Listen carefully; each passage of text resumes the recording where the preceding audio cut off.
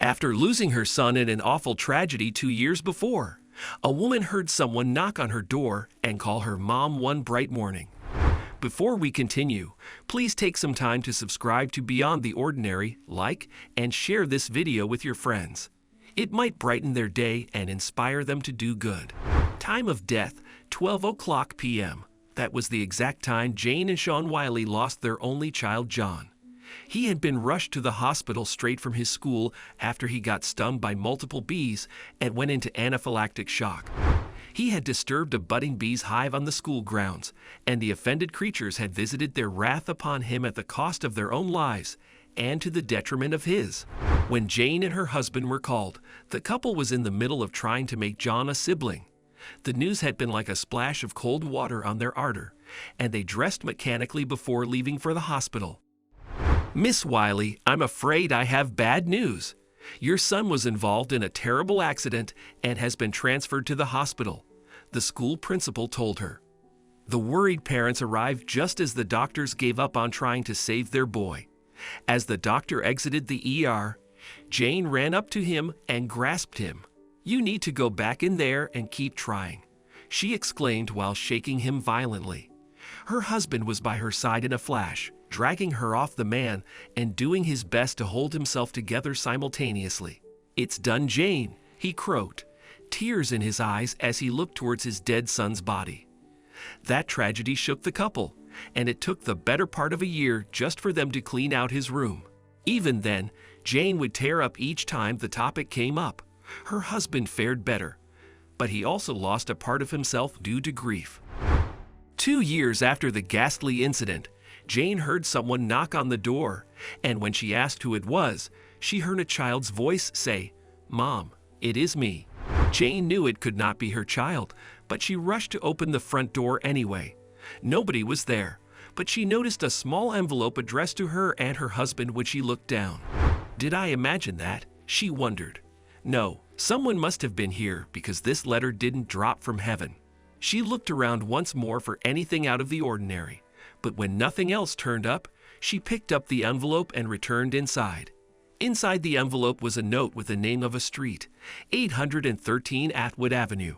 "What is that?" her husband asked, and suddenly Jane opened her eyes. It had been a dream. A vivid one Jane knew had to mean something. As soon as her eyes flew open, she scrambled for a pen and paper to write down the address before she forgot. The following day, Jane went to the grocery store. The activity used to be something she and her late son would do together. It was quite enjoyable for her then. Now it was just a chore she wanted to get through quickly. As she browsed the aisles briskly with her shopping cart, Jane caught sight of something peculiar. There was a large flyer advertising the services of a children's clothing store, and on it, someone had scribbled the same address she had dreamt of, 813 Atwood Avenue. It struck her as odd that she would come across the address just after having a dream about it, so she returned home to confide in her husband. "I had a dream last night," she told him when they sat down for dinner. "What was it about?" he asked. She told him about the knock she heard and the childish voice, then about the address and how she came upon it again in the grocery store.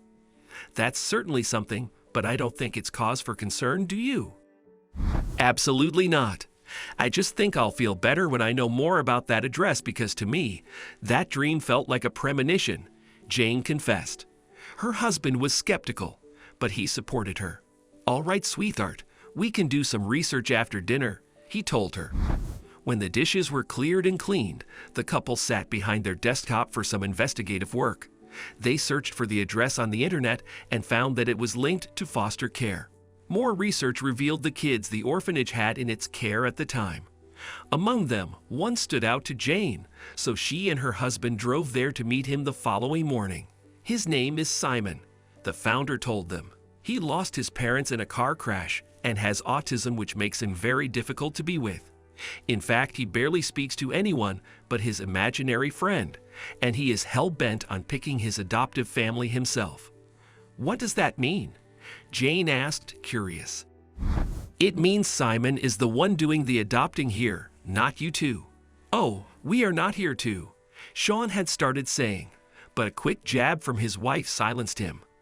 "We would like to meet this boy," Jane said.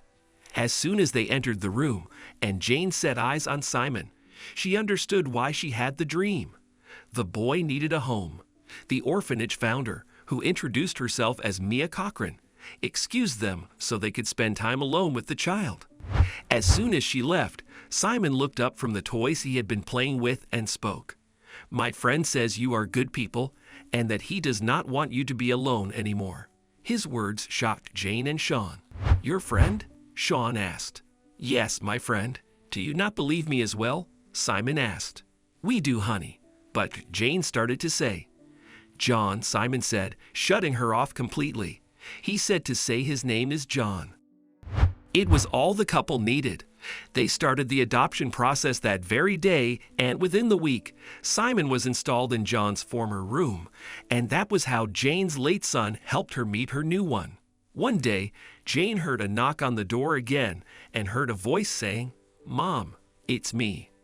But this time, it was not a dream. It was her Simon returning from school.